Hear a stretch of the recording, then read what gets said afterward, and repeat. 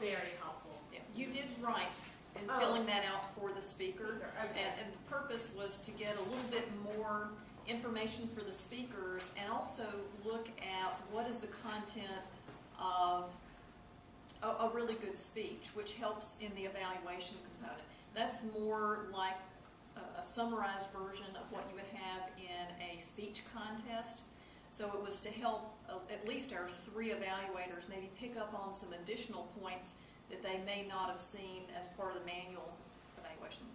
But we didn't have enough of those for the evaluators. What I did was, and I guess we should have explained that, I should have explained that a little bit more, is I wrote notes about my evaluator on the bottom of for each of these speakers. Orlando Crusalon, still not clear on the differences between 3-2-1, the sandwich, and the CRC, because they seem like good, needs work, good. But there's just how many points you do, so it's still not too clear. Okay, well, obviously they have the same kind of components. You begin with a positive, and then you have your recommendation, then you end with a positive. And it can be used, I noticed tonight that I think all 3 evaluators essentially used one method through the whole entire speech. But it can also be used, and I do this a lot, I'll take my plus and minus sheet and go through, you know, one from the left and one from the right, one from the left, one from the right, and I try to make sure that they go together. Like if it has to do with vocal variety, I may say, great job with vocal variety. It would have been great to have added this specifically, this recommendation, then go back to something else with vocal variety, then go to another objective of that speech, or like Ken was talking about the wringing of hands, that would be something that was distracting with nerves. Then, and Tiffany said that after I got into my speech, I felt more, or I seemed more confident, so that might have been a good opportunity. You were a little bit nervous at the beginning, then after you got in, you were very confident. So that would be another section. So it would be sandwich, sandwich, sandwich, sandwich, until I ran out of time, depending on how many examples I had and that kind of thing. So it's like a bag with sandwiches. Right. So the 3-2-1 would probably be used more for someone that developed a whole entire speech through 3-2-1, and the conclusion was that last one. But the sandwich might be more if you wanted to break it down into 3 different parts. Does that help? And I would make a comment along with that, and I tell clubs that I work with, particularly new clubs, if someone is doing their first 5 speeches, I would really, really work hard to give them a 3-1-1. But if it's someone who's done more than 5 speeches, or someone like any one of us, by golly, go ahead and tell me what I'm doing wrong, and I don't care how many things you tell me, because I want to know. And I can take it, because I'm more experienced. But someone However, who's... we need that positive, Ken. We need that positive, right? Well, yeah, and the comment I heard, and I think it was Jim who said it, it was, because we don't use criticism here. We don't criticize the Toastmaster. It's always positive feedback. I've heard people use the term positive criticism. No, we don't criticize. We're trying to give positive feedback. Now, Jake, you had your hand up, and then Charlotte.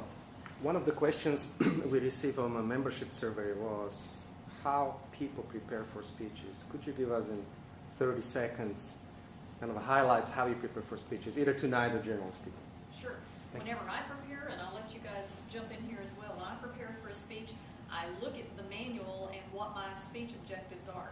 And that helps me determine what topic is going to fit into that particular speech. And that's really where it starts for me, is what's going to best showcase my talents for those specific speech objectives. Then I outline what I'm going to say, going to say, and I try not to leave off my INGs at the very end. Essentially outline what I'm saying and practice that. But I don't write out my speech verbatim, because I have done that in the past, and if you're writing it out and you're memorizing it, at some point you're going to have a mental lapse and you're not going to remember what the next line is. If you generally know what you're going to say to meet the 3 or 4 points of your speech, it helps you to be a lot more conversational. And I use the time toaster. If you don't have the time toaster, I still practice my speech using the time toaster, and I have a micro cassette recorder in the glove box of my car, and I tape myself to listen to myself out loud, so I have more vocal variety because I tend to be monotone, and I need to work on having more passion and emotion in there. So it just helps me do that. So what do you guys do? How do you prepare speeches? And everybody does it. Everybody does it. Monday night, this is Toastmasters. Everybody does it completely different. Everybody's got their own style. So what's your style? I write my introduction and my conclusion. I write those and memorize those. Then I work my body into that. And I use the time toaster. The time toaster is on Free Toast Host and on our members site, in case anyone wants to use that. I don't use it every time, but I do use that. And I've got my little digital, I know it drives Mark crazy, but I do that as well. And it helps me a lot because I can do that while I'm driving, so it's great. How about you, Jim? Look in the manual, find out what the purpose of the speech is. Outline, come up with an idea about what I want to speak about. I outline the speech. Depending upon the content of the speech, I may write it out in its entirety if it deals with a lot of facts, figures, quotes, things like that. So I may write out in its entirety. Otherwise, I write out bullet points and fill in thoughts, and that's what I rehearse. So I may write out the speech in its entirety, or I may write out bullet points with a little bit of content to fill it in. It all depends on what is in the speech itself, and then rehearse. Thank you. And I do the same. I use a lot of bullet points. I use 1 or 2 words. I don't really make a full outline, but I use key words that give me the thought I want to use. And then I just do it. And I time myself. And I'll do it again because as I'm going through it, I think, oh, at this point, if I change my voice or if I use some kind of a gesture, it would have made this point much better. So I will do it over and over. And even when I give the final one, I may change it on the fly because something will hit me and it'll work better this way. But at least I know where I'm going because you do practice.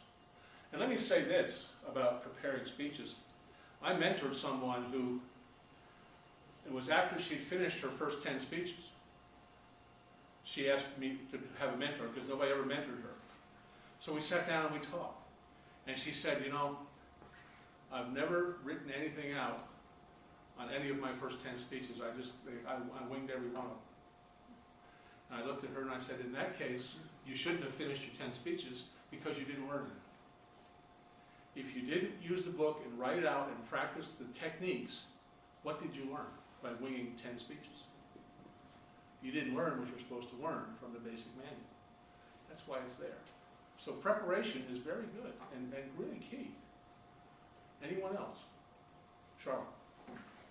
Speaking of the basic manual, I had to do an evaluation once when I first got in here of someone who totally missed the speech.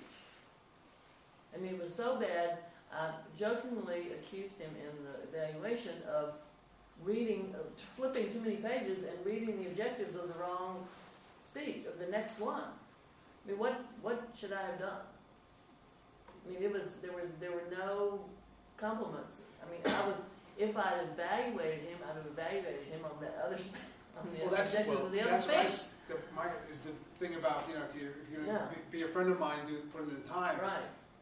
It's laid out there, and it should be paramount that you explain what the purpose of the speech is, especially in the Competent Communicator's Manual, so that the person, and that's part of getting together. I mean, we hit a dozen points in that on how that should have been avoided, but hopefully you pointed it out. I did. Okay. Yeah, my comment on that would be to evaluate the speech you heard, giving some good points and recommendations, but then privately afterwards point out that you missed the whole objective on this speech because what you talked about fit this one, not this project. I think what's really important about evaluations is you can never fail a speech. You give a speech and it's a good speech or it's a bad speech, you can't fail a speech. So even if they didn't meet the objectives of that speech, I think Ken's right, you evaluate what they did do and you either mention that it would have been more appropriate for the purpose of the speech to have added or done something a little bit different. But again, talking with them in to have them focus on the speech goals. I know we had a gentleman in our club a couple of years ago, and he would just get up here and wing every one of his speeches, and every evaluation focused on the fact that he did not meet the speech goals, and he never changed his style at all. And that goes too with opinions. You know, as an evaluator, you're giving your opinion. There's no one better qualified to give your opinion than you are. So when you're evaluating someone, be free to share your opinion, because that's what you're here for. And you may want to say, this is my opinion, and if it seems like it's a little, it's not helping everyone in the audience, it's just between you and that speaker, that would be good to take it, out, just take it on one-on-one. But otherwise, it's definitely your opinion, and it's definitely something that adds value, and it possibly could add value to everyone. And if it does add value, definitely leave that in there. I know there's a couple more questions, but keeping on time, I'm going to turn it back to your president. If you have some questions,